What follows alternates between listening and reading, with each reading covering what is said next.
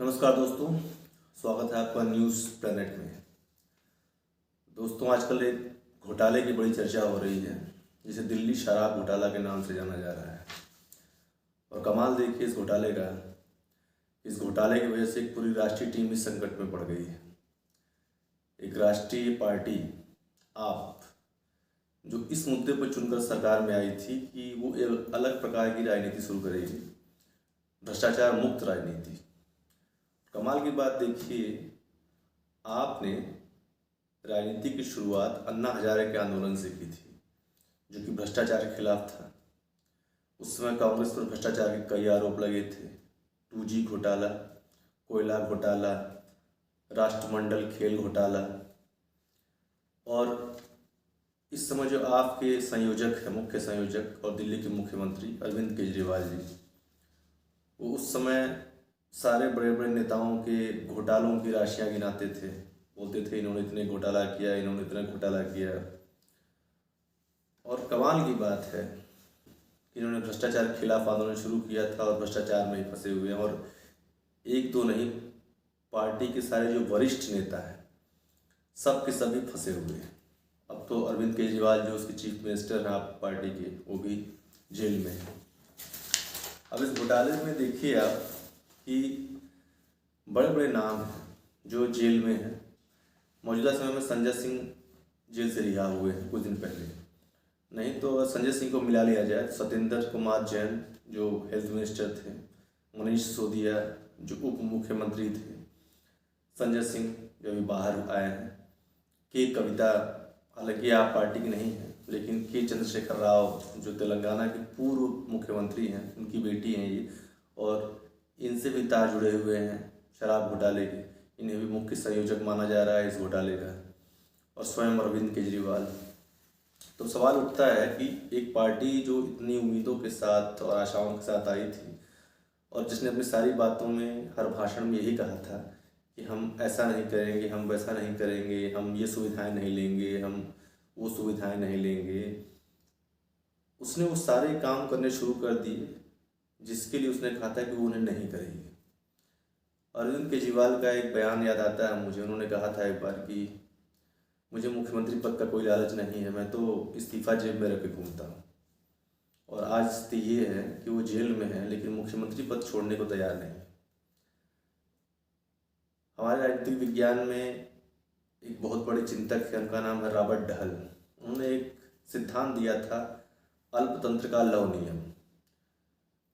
उनका कहना था कि जब भी कोई नई पार्टी और या नया ग्रुप आता है पुराने व्यवस्था के खिलाफ और वो ये कहता है कि हम इसको हटाकर एक नई व्यवस्था बनाएंगे, वो आता तो है पूरे जोश खरोश से और लोगों की उम्मीदें भी उनसे लगी होती है कि माहौल ऐसा होता है कि उन्हें उम्मीद की किरण चाहिए होती है। ऐसे समय में कोई नई पार्टी आती, नई उम्मीद, नई सोच, नए विचार के साथ, नए भाषणों के साथ, उनके पास एक बढ़िया लीडर हो और तो वो पावर में आ जाते हैं।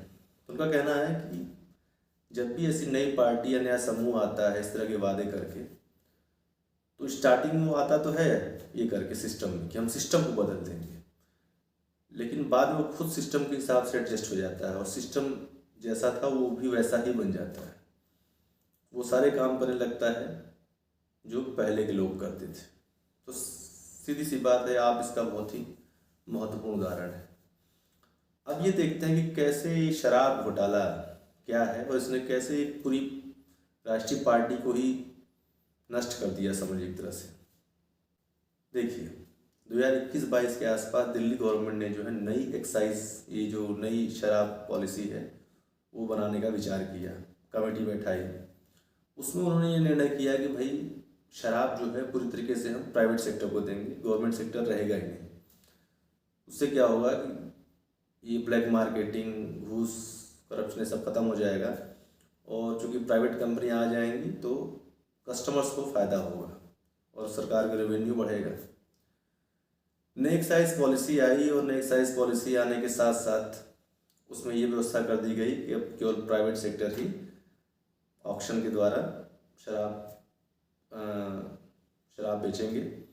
और इसमें कई सुविधाएं दी गई कि आपको होम डिलीवरी दी जाएगी शराब की दुकानें सुबह 3 बजे तक खुली रहेंगी। तो ये सारी चीज़ें उसमें आई। उसके बाद उस समय दिल्ली के जो तत्कालीन गवर्नर थे वीके सक्सेना जी, उनके पास भी गया। उन्होंने इस पॉलिसी को एक कंडीशन पर अनुमोदन दिया कि जो नए सेक्टर हैं जहाँ पे शराब की दुकानें खुलेंगी उसके पहले दिल्ली नगर निगम जो है म्यूनसिपल कॉरपोरेशन, उससे परमिशन लेनी होगी। जो पुराने हैं एरिया है वो तो ऑलरेडी हैं, लेकिन जब आप नए एरिया में खोलेंगे उसके लिए आपको दिल्ली म्यूनसिपल कॉरपोरेशन से परमिशन लेनी पड़ेगी। इस एक लाइन के साथ उन्होंने अपनी सहमति दे दी। अब दिल्ली शराब घोटाला शुरू हुआ जब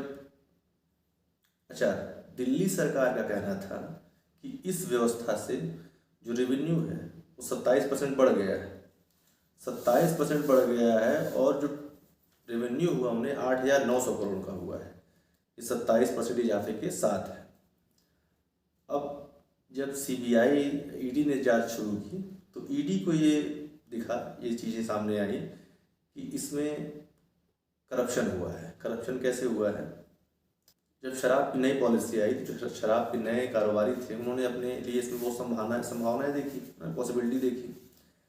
ऐसे में साउथ का एक बिजनेसमैन जो लिक्वर मतलब शराब बिजनेस में उतरना चाहता था, वो तेलंगाना के जो पूर्व चीफ मिनिस्टर थे के चंद्रशेखर राव, उनकी बेटी के कविता से संपर्क करता है। के कविता उस बिजनेसमैन के लिए अरविंद केजरीवाल से संपर्क करती हैं, और अरविंद केजरीवाल से वो डायरेक्ट संपर्क नहीं करती हैं। अरविंद केजरीवाल के जो कम्युनिकेशन इंचार्ज होते हैं, जिनका बार बार नाम लिया गया है, विजय नायर के माध्यम से। जो विजय नायर हैं वो अरविंद केजरीवाल के कम्युनिकेशन इंचार्ज होते हैं। तो अरविंद केजरीवाल उस बिजनेसमैन को दिल्ली बुलाते हैं और दिल्ली सचिवालय में इनकी मीटिंग होती है जहाँ पे इनके बीच डील होती है।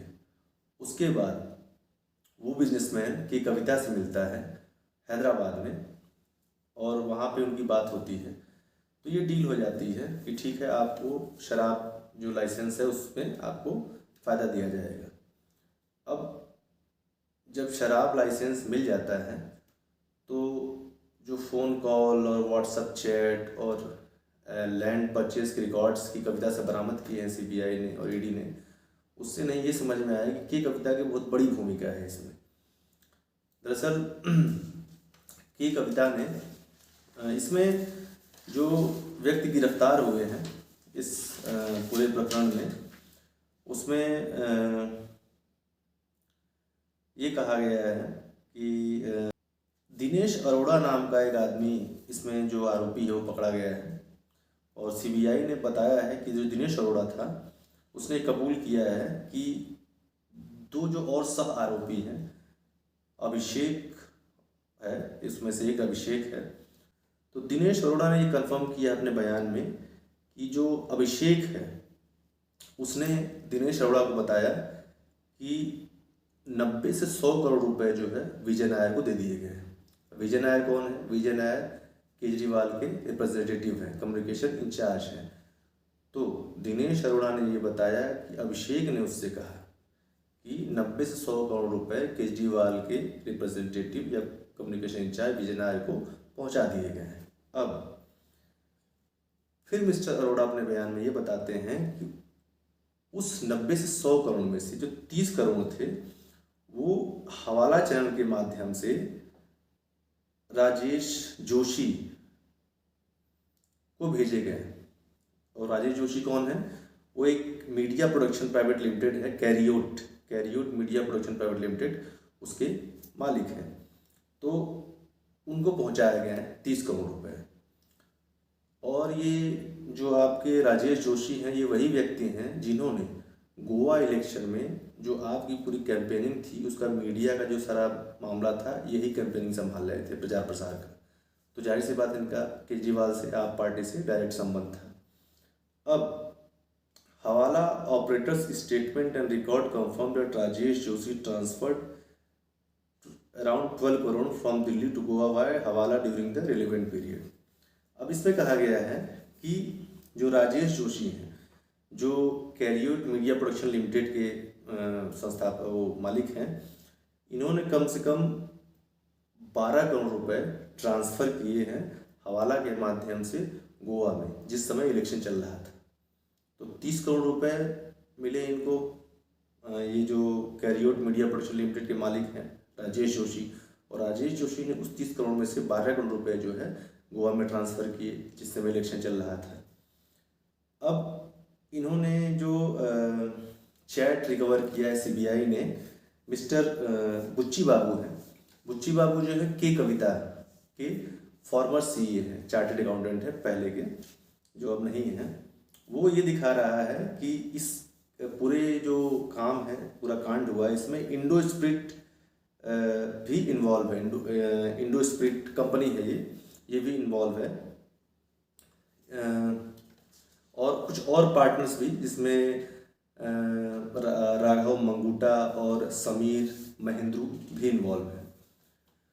तो एक ये इंडो स्प्रिट जो कंपनी है, इसको ब्लैक लिस्टिंग किया गया था इसका, ठीक है, इसके ऊपर केस चल रहे थे। उसके बाद भी इंडो स्प्रिट को जो दिल्ली की लिक्वर पॉलिसी के तहत L1 लाइसेंस दिया गया था, और मनीष सिसोदिया के प्रेशर में ये इंडो स्प्रिट को ये लाइसेंस दिया गया, जबकि इंडो स्प्रिट जो है ब्लैक लिस्ट था तो उसको नहीं देना चाहिए था। लेकिन उसके बाद मनीष सिसोदिया के प्रेशर में L1 लाइसेंस दिया गया है इंडो स्प्रिट कंपनी को। और जो विजय नायर हैं, जो केजरीवाल के रिप्रेजेंटेटिव हैं, कम्युनिकेशन इंचार्ज हैं, पूरे मामले की महत्वपूर्ण भूमिका है कम्युनिकेशन लोगों को मिलाने की। इनके प्रभाव से या इनके प्रोत्साहन से जो इंडो स्प्रिट कंपनी है, जिसको लाइसेंस मिला है शराब कारोबार का, वो इंडो स्प्रिट होल सेलर बन गई। किसके लिए? एक परनोट रिकॉर्ड इंडिया प्राइवेट लिमिटेड है, कंपनी है परनोट रिकॉर्ड इंडिया प्राइवेट लिमिटेड। इसके पास पूरी दिल्ली का 35% मार्केट शेयर है।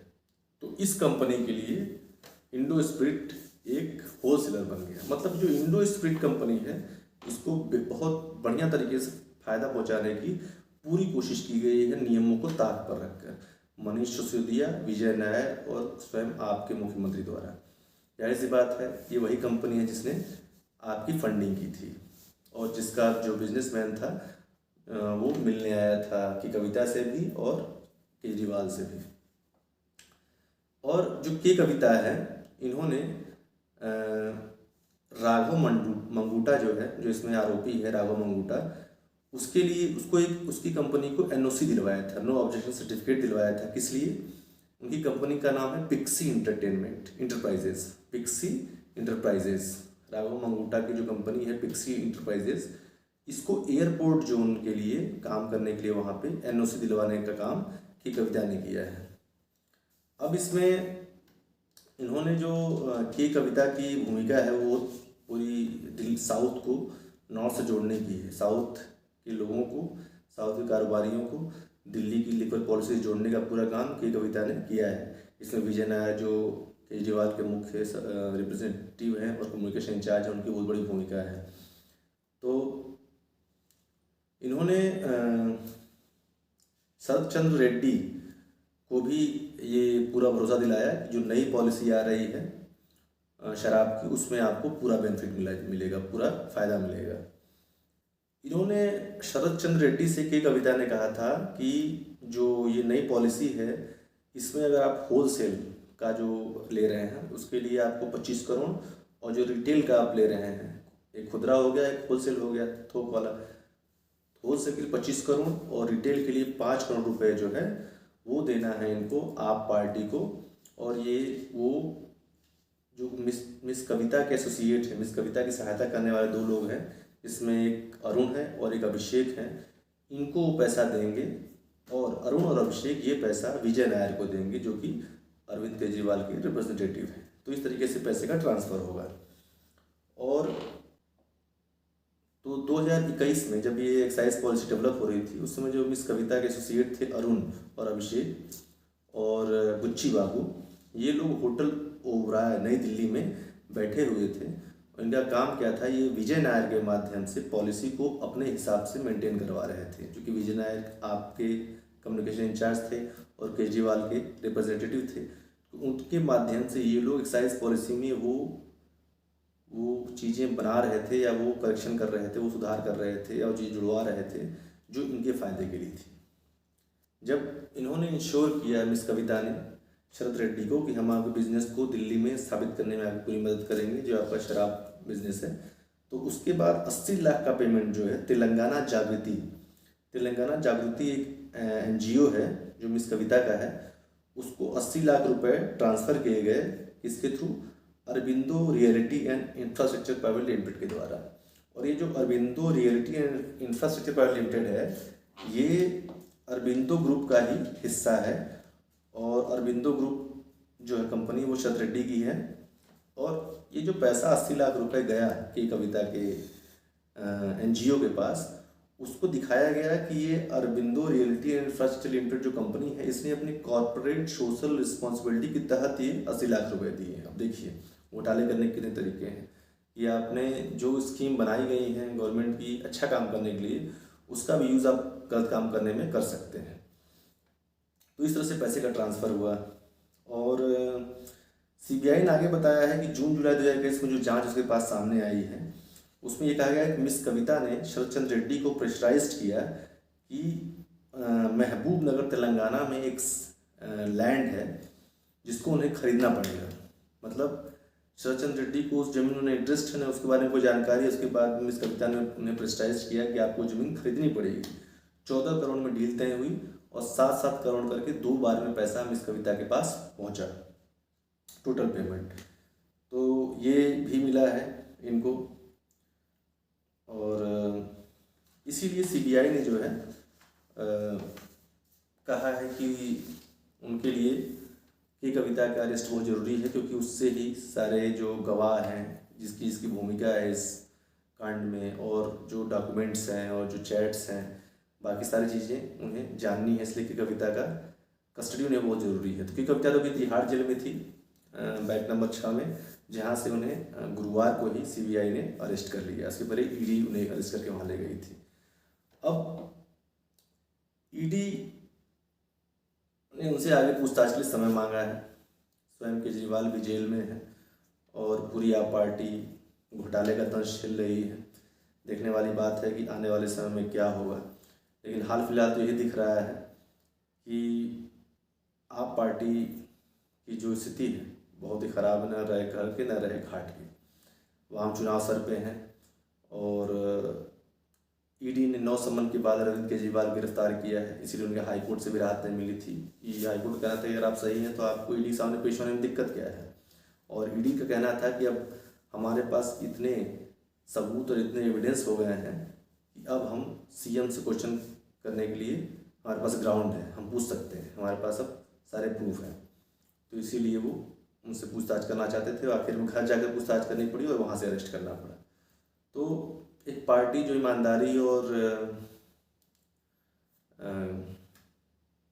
नए उत्साह और नए जोश के साथ खड़ी हुई थी, नए सपने दिखाकर, वो आज खुद दलदल में फंसी हुई है। तो देखने वाली बात है कि आने वाले समय में क्या होगा। तब तक के लिए जय।